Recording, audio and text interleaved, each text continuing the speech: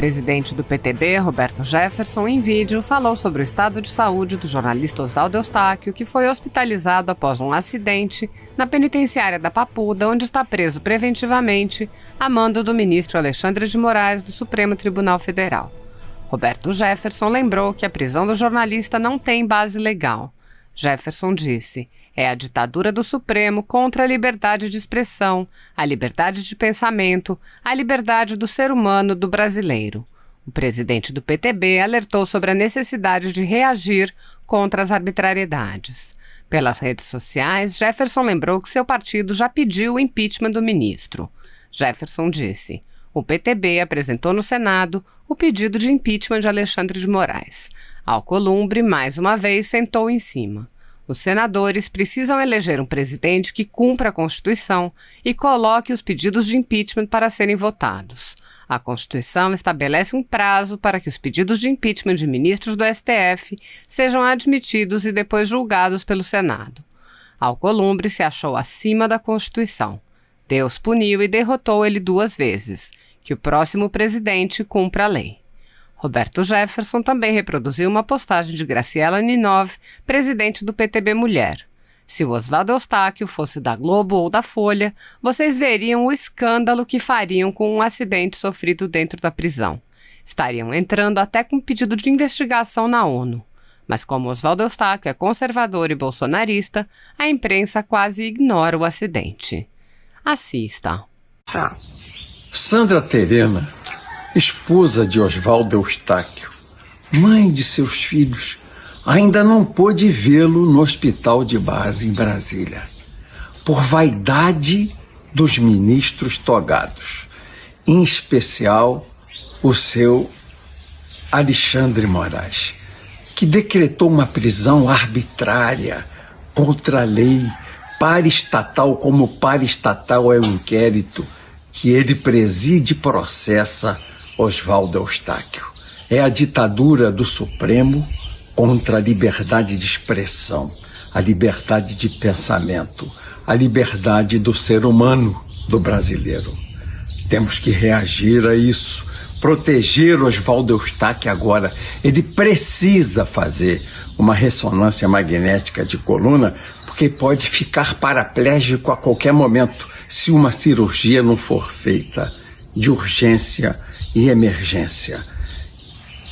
O mal que aflige hoje Oswaldo Eustáquio é a violência contra a opinião, no passado, Vladimir Herzog.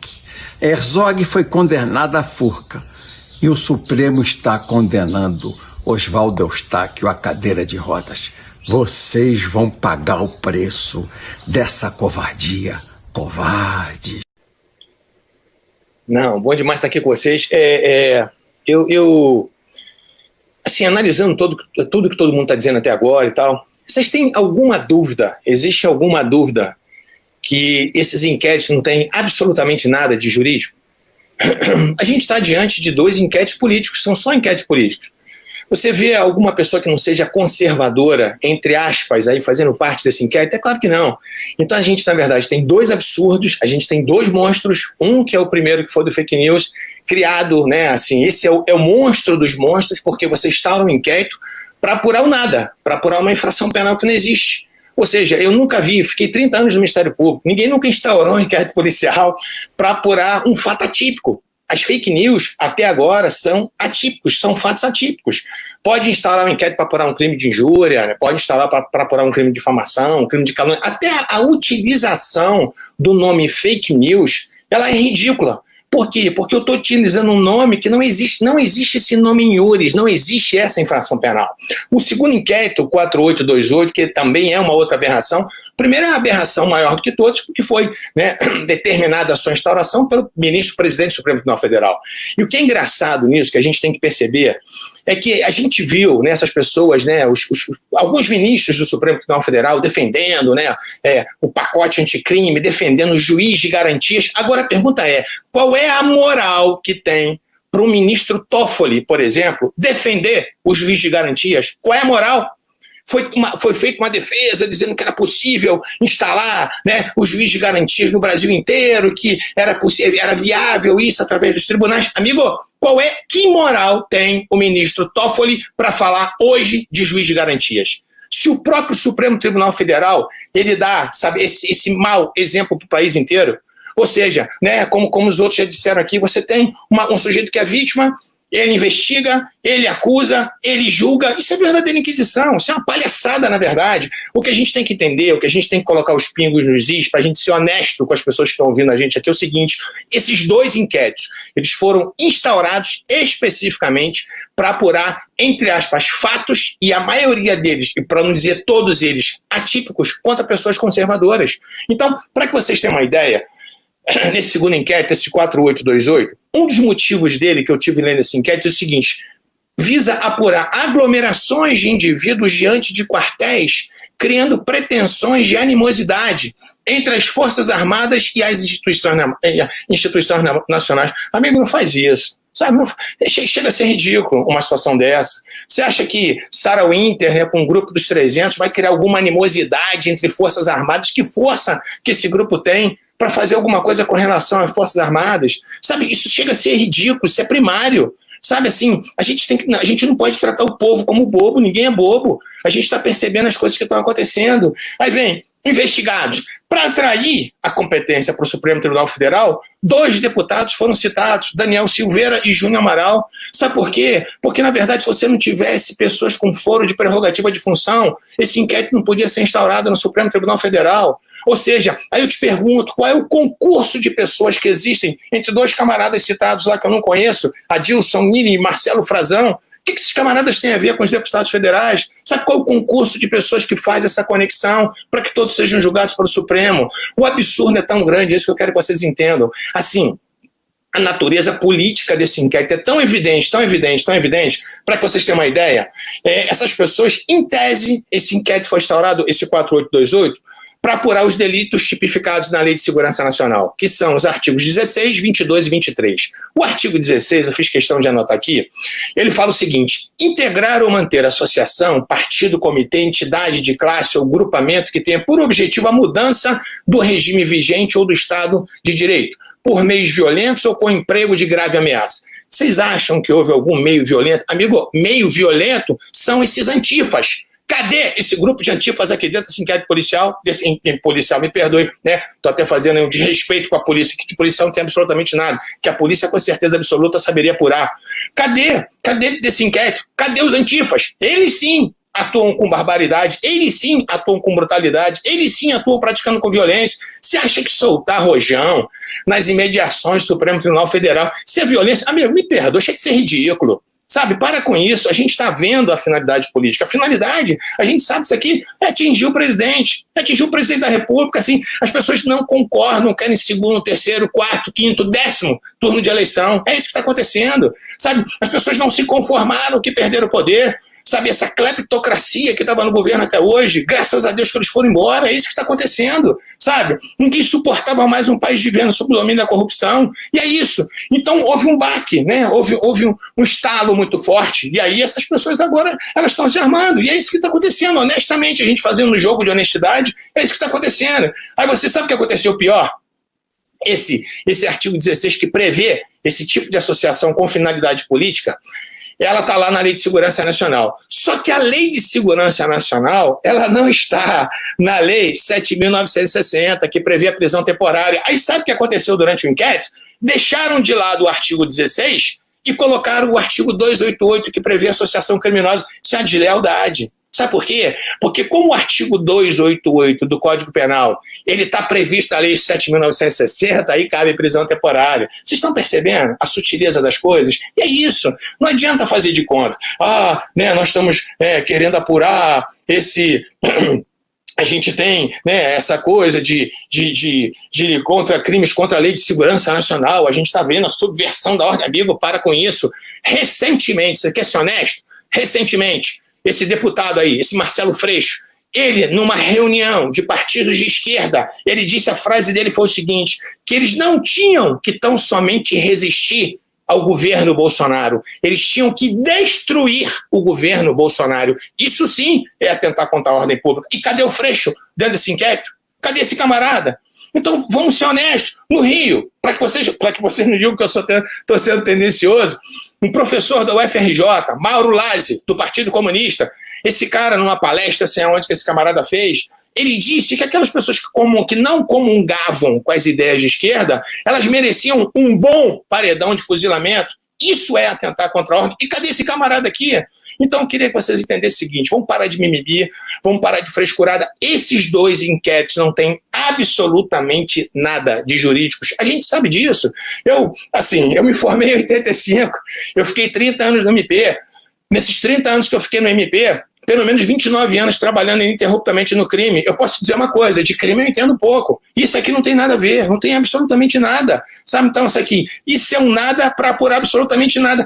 Isso, na verdade, são dois inquéritos para impor a situação de terror. É o que está acontecendo. O que aconteceu com Alan? Assim, é um absurdo isso que aconteceu com esse outro jornalista agora recentemente, que aconteceu com a Sara. Então, assim, é engraçado isso porque são 2 pesos e 2 medidas. Então, cadê o Greenwald, sei lá o que, o Verdivaldo, a gente fala brincando do Verdivaldo, né? Cadê o camarada?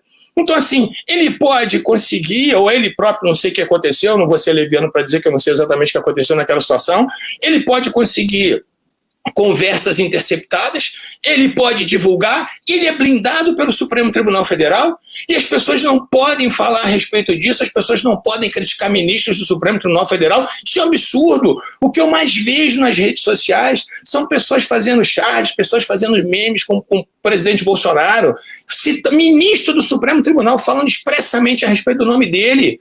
Sabe? Então, assim, eu posso não concordar com a Suprema Corte, eu posso não concordar com o Supremo, mas eu não posso nominar os ministros. Que não pode nominar ministro, rapaz, que palhaçada é essa agora? Eu fui servidor público a vida inteira. Você não quer ser alvo de pedrada, você não quer ser vidraça, sai fora do Supremo, sabe? Então é assim, mas ninguém quer sair, ninguém quer largar o osso. A grande realidade que a gente está vivendo é essa, né? Ainda querem, né, se eternizar no poder. Recentemente, não, faz algum tempo eu vi uma declaração do Toffoli dizendo que por ele ficaria a vida inteira no Supremo. Pelo amor de Deus! A gente tem que ter, na verdade, projetos para que isso possa ser encurtado, porque ninguém suporta mais esse tipo de situação. Falar mal de ministro agora, isso importa? Em crime contra a segurança nacional, falar mal de ministro agora, sabe, soltar fogos em Supremo Tribunal Federal, chega a ser ridículo. Isso é ridículo. Eu acho que uma pessoa com um mínimo de dignidade, eu quero ver agora esses garantistas hiperbólicos, que a vida inteira foram contra a Lava Jato, né, e muitas vezes até com razão, dizendo que a Lava Jato, em determinados momentos, ela estava sendo, né, abusiva. Eu não sei, eu não conheço os processos da Lava Jato, mas assim, se houve algum abuso, se houve algum arbítrio, tem que ser punido. Mas assim, é engraçado que essas pessoas agora estão caladas. Se fazem um artiguinho, né, modesto ou outro, né, não vão discursar inflamados, dizendo, né, que está havendo abuso por parte dos ministros do Supremo Tribunal Federal. Eu vi uma cena ridícula. Eu vi o ministro Mar Mendes sendo entrevistado na CNN e a gente sabe que ele fez uma live e no final ele falou um palavrão. E ao final dessa entrevista que ele deu na CNN, a menina lá, uma das entrevistadoras lá, a âncora do programa, toda sorridente, falou, ministro, né? O cara fez uma pergunta com relação a isso, que ele falou um palavrão no final da live.